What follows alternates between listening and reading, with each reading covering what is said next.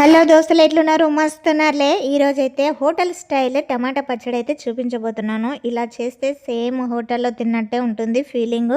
అంత బాగుంటుంది టేస్ట్. ఇక లేట్ చేయకుండా ఎలా చేయాలో చూసేద్దాం. ప్రాసెస్ అయితే ముందుగానే క్లీన్ చేసి పెట్టుకున్న టమాటాలను ఇలా చిన్న చిన్న ముక్కలుగా కట్ చేసి పెట్టుకోవాలి.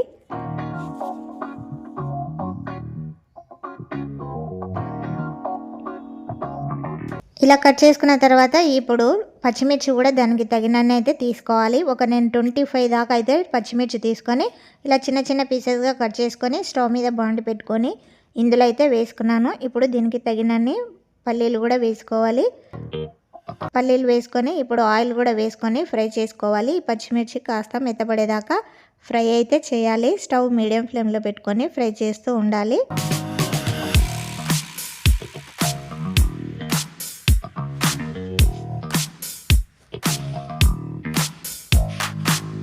చూసారు కదా, ఇలా ఫ్రై అయిన తర్వాత ఈ పచ్చిమిర్చిని మిక్సీ జార్లోకి అయితే తీసుకోవాలి. ఇది కంప్లీట్గా చల్లారే వరకు పక్కకు పెట్టేసేయాలి.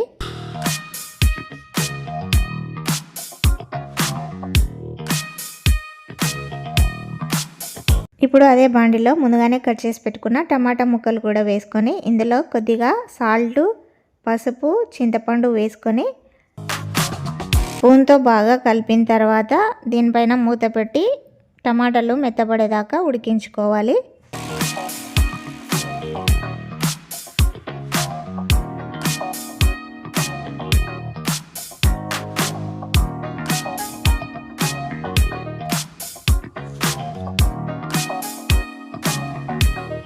టమాటా దాదాపు ఉడికింది. ఇందులో కొద్దిగా వాటర్ ఉంది.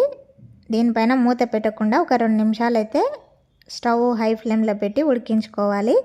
ఇందులో వాటరు ఇంకిపోయేదాకా ఇలా ఉడికిన తర్వాత దీన్ని పక్కకు పెట్టి కంప్లీట్గా చల్లారనివ్వాలి. ఇలా చల్లారిన తర్వాత ఇందులో క్లీన్ చేసి పెట్టుకున్న కొత్తిమీర వేసుకొని కలిపి మిక్సీ అయితే పట్టుకోవాలి. ఇప్పుడు పచ్చడి కోసము ముందుగానే చల్లారిన పచ్చిమిర్చి ఇందులో కొద్దిగా సాల్ట్ అయితే వేసుకోవాలి. టేస్ట్కి తగినంత సాల్ట్ వేసుకొని మూత పెట్టుకొని మిక్సీ అయితే పట్టుకోవాలి. ముందుగా చూసారు కదా, ఇలా మిక్సీ పట్టిన తర్వాత ఇప్పుడు ఇందులో చల్లారిన టమాటాలు కూడా వేసుకోవాలి. ఇలా వేసుకున్న తర్వాత ఒక 5-6 వెల్లుల్లి రెబ్బలు వేసుకొని మూత పెట్టేసి మిక్సీ పట్టుకోవాలి. ఇలా మిక్సీ పట్టుకున్న తర్వాత దీన్ని ఒక గిన్నెలోకి అయితే తీసేసుకోవాలి.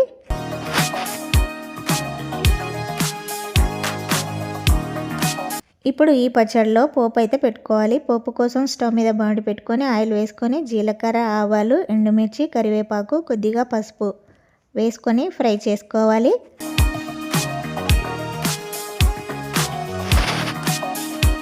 ఇలా ఫ్రై అయిన పోపును ముందుగానే మిక్సీ పట్టుకున్న పచ్చడిలో వేసి బాగా కలుపుకోవాలి.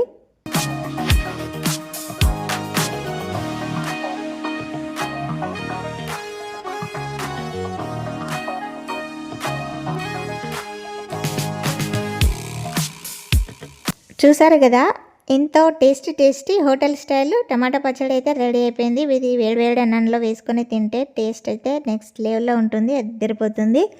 మరి మీరు టమాటా పచ్చడి ఎలా చేస్తారో ఖచ్చితంగా కామెంట్ అయితే చేయండి.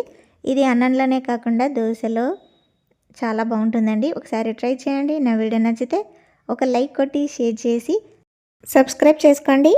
మరిన్ని వీడియోస్తో మీ ముందుకు వస్తాను. Thank you for watching. Bye bye.